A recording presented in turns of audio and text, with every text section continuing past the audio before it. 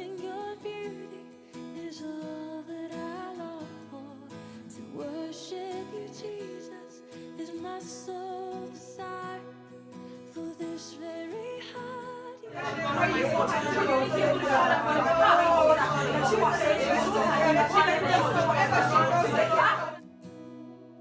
here in surrender, in pure adoration, I enter your courts with an offering of praise. I am your servant, come to bring you glory, as is fit for the work of your hands. I want to tell you, I don't know how to, I wish I can explain it to you in words. But the words everybody is using, the words that everybody has been using is the still small voice of God. But sis, I don't know how to explain it to you. Peace. It's not even just peace, yes. But I can be speaking. I remember I was speaking to somebody very, very recently, and I was saying something, and I just felt the nudging of the Holy Spirit. Not felt, but it was like a word, but it wasn't a word. Okay. This is what I'm explaining, but this time it feels like that. I know what he was saying. It's the knowing. So it just comes up. So the thing is, just like what happened right now, Yeah. I could feel that was him, but I was still contemplating that. I think you're already experiencing it as well. Now the question is, why do God allows us to struggle, and why do we have to go through the struggles? I question God because God says that Jesus died it once for all, and there shall be no more sufferings. So I've been questioning God, why do we have to still suffer when Jesus already suffered for us? Yeah. Unfortunately, because our disobedience caused us to suffer.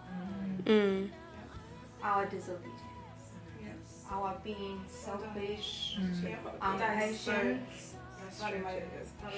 Jesus, the days when I felt that, and I'm not joking, that the enemy attacks you, even our disobedience, that we are not praying enough. And because if you have a big anointing in your life, a big purpose in your life, you really need to pray. You really need to pray. There's no time for messing around. There's no time to be like, 5 seconds prayer and then you fall asleep, or 5 seconds of reading the Bible and then you fall asleep. Like, you really need to protect what God has given to you.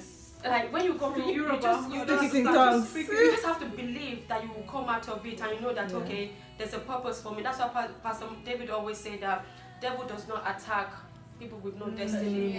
Does not attack nobody with purpose. Like when he sees something good or grace on your life, just know that say you're into it, and you have to go for it, and you have to develop and say, okay, Bianuba, what is next?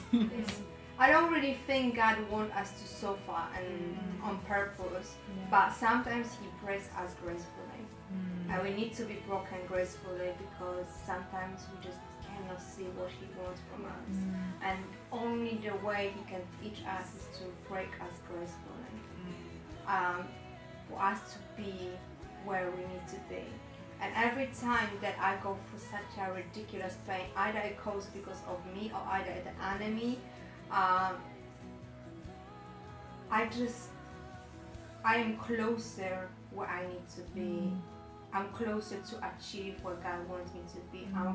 It's almost like a stirring in me the fire. I'm more hungry for the Lord. I'm more hungry for the purpose. I'm more hungry for things. And that is amazing. When I was going through, my marriage, the breakdown of my marriage, she saw it in her dream, and she told me about it. I can't remember what was my reaction, but I don't know until I didn't Accept. They want to hear it. And then it started happening.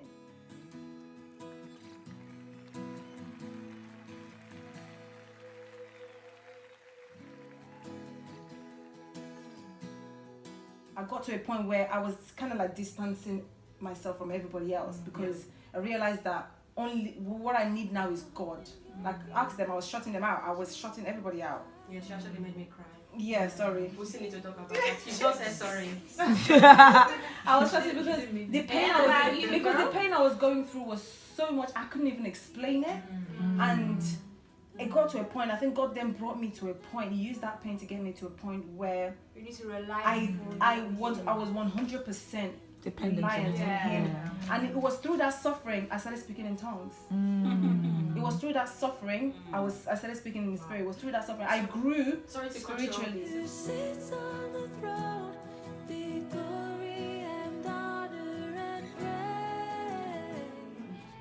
You mentioned something similar when you were talking about when someone is about to experience something that's good.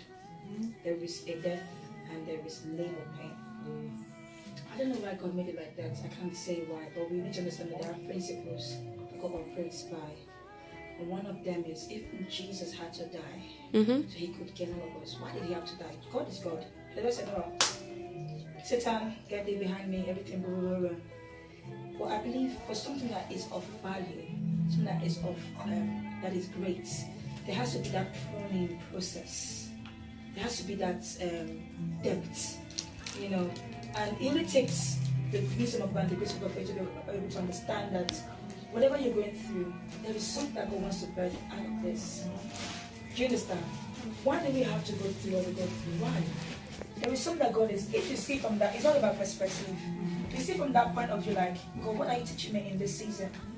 Why am I not getting what I pray? In the past, I prayed for something that just came like this. Why is it taking so long for something to happen?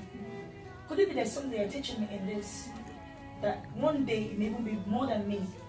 So if someone is going through something similar, I may be a blessing to that person. Do you understand? So now, I've been through a divorce before. I think one of the things that got me very close to Jessica was because I knew that she was going through something similar. And it's a terrible pain. So why did I go through that? Was it just for me or for other people? And why did God allow me to go through that? I learned a lot from that. A lot I learned. Looking back now, my love for God gets stronger because all I could depend on was on Him. Maybe if everything was going on smooth, I wouldn't have been up to that level with Him. Sometimes God allows things to hit us so that we can come. God allowed me to go through all the years of the suffering and everything. So looking back, I'm grateful because what has come out of that is a different edge with all this thing. Just like Jesus Christ died, and He even said, "It's God, let this cup pass me by, but if it's your will, let you know." So look at it that way. If Jesus could suffer so much and go through all the process, them beating Him, He had the power to kill them, but He didn't because He wanted to win all of us. What more? There's nothing that will go through that will be more than what He went through. I had a dream last night. I said to you, God obviously, spoke to me regarding the answer. Obviously, we've all said whatever, but it's particularly He gave me a particular word, and in that word, I had a dream. I can't remember, a few things that were happening in the dream. Something happened, and I was supposed to travel with the person. For some reason, I packed everything. The person kind of left me and went to the airport, and I was kind of like, oh my God, so what about me? How am I going to get there? Blah blah blah blah. And I just kept on hearing, just like the dream, kept on hearing in my spirit, count it all joy. Count it all joy, count it all joy. So when I woke up, the word count it all joy, when I woke up, the word count it all joy was still ringing in my spirit. So I took my phone, went to the Bible app, and I knew there was a verse in the Bible that says count it all joy. So I went to the Bible app and I searched, I tapped the word count it all joy, and James chapter 1 came up. And in that James chapter 1, you see how God is so amazing. God is so amazing because He knew that the topic we're going to talk about today was talking about suffering. Why, He allows suffering and what to do, how our position, because that's what I'm going to talk about. What is our posture when we're going through trials? What what are we as children of God? What is our posture meant to be? And so the word count it all joy, I typed it, and James chapter 1 came up, and it says here, even in the New King James Version, it says here, it titled here, profiting from trials. How was how did God, do you see what's happening? What has happened now? So it says, my brethren, count it all joy. Please, can somebody say count it all joy? Count it all joy. Say count it all joy. Count it all joy. When you fall into various trials. Yes. Isn't God so amazing? How did He knew He knew the topic for today, and then He gave me a dream where somebody disappointed me. Wow. And then in that dream, He just said to me, count it all joy. Like it's a good thing. Don't worry. He said to me, don't worry. It's a good thing. Count it all joy. And I woke up and what does it mean, count it all joy? And then I typed it, and the first thing that came up was about suffering and trials and how we can profit from it. It says, my brethren, count it all joy when you fall into various trials, knowing that the testing of your faith produces patience. I was praying to God this morning, and when I saw the 1 John, and the word count it all joy, and then like you said, joy in suffering. count it all joy. What do I need to count all joy for? That gave me so much peace that God is trying to tell us that in any situation we find ourselves, count it all joy. Whatever trials you're going through, count it all joy. A level of faith in God that the wisdom of this world calls foolishness, risk, and unwise. But God calls it true faith and looks at our hearts, the God kind of faith. The 3 Hebrew boys said, if our God did not save us, if we perish, we perish. God is God.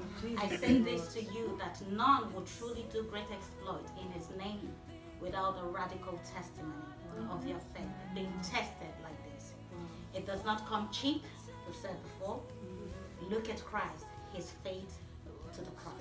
Blessed is the man who endures temptation, where is temptation, trials, for when he has been approved, you endure it, and then God approves, you finish it, he will receive the crown of life. That's right. But if you don't go through it, then shorten the process. So that's where the endurance comes. So it says, who endures temptation to the end. You endure it to the end. That means not everybody gets to the end. Wow. If you endure it to the end, you're going to receive the crown of glory. Remember? So That's you count it all joy. So that's the joy. But That in is the the process. joy that God is saying to you. Count it all joy. Count it all joy, because in the end, when you endure with patience, you endure. You're going to receive that crown of glory. The mindset that we really ought to have is one of always expecting miracles, because that's how I live my life. You used to say, even if I have trouble now, but if it gets to 10 o'clock, I will gladly sleep. My sister will be like, you will just sleep, because I'm always expecting miracles. So when there's a bad thing, when there's a negative, I know it's for a reason. Simple thing as remember my trip last time. Even recently now, I'm traveling to Tanzania December. I'm trying to book. The thing is not booking. And I was like, God, what's happening? 2 months, I need to confirm. Not knowing that there's a sponsorship waiting for me for free travel. Mindset is always, okay, so God, what is, I'm always waiting for a miracle. My husband says, you're crazy. Every time, even if I check my account, whether there's money or not, I'm like, I wonder how many millions God has put in there. Why are you always expecting? I'm expecting miracles all the time. It's linked with discernment and what we were saying earlier about the confession. That's one thing that the Lord's been teaching me about. When you're going through certain things, you have to get to a point where you become very conscious of what you're speaking, what you're confessing. In the word for today, they're talking about just dwelling in God's presence, and I think sometimes we all live busy lives. Do you know what I mean? So, but I was talking about dwelling. It's like when you make a good cup of tea, the tea bag, it sits in there and it stews and it dwells. If you just put the tea bag in. Beholding your beauty is all that I just want to say thank you for Lunch with Jesus. I like to say date with Jesus. I don't know why I like this word, date with Jesus. for this very heart you have shaped for your pleasure. When I experienced first time the God present here, I started writing, and what I wrote it was exactly as the experience. I wrote a letter to God about all the sufferings and everything that I gone through with him, and it almost was like a letter to a husband, you know what I mean? And when I wrote it and I finished, I remember that when I received so much love from you guys, when we went together and stuff, I come back home, I couldn't even pick up the letter. I was thinking, is this happened to me? This never happened to me. I said, no, you take it. There was something that I almost like, it felt like, guys, it felt like I wrote it, I wrapped it up, and I sealed it, and it feels like the pain, everything was just there. And it was like almost like transferred from my chest, from my heart here, and it's been given to God. And I couldn't even read it. I was thinking, wow, God, this is so like, it was heavy, that was like a stone, I could not touch it. And God was like, after a few days, he said, go back and read it. I read a few lines, and I said, oh my God. Take it from your heart, give it to God.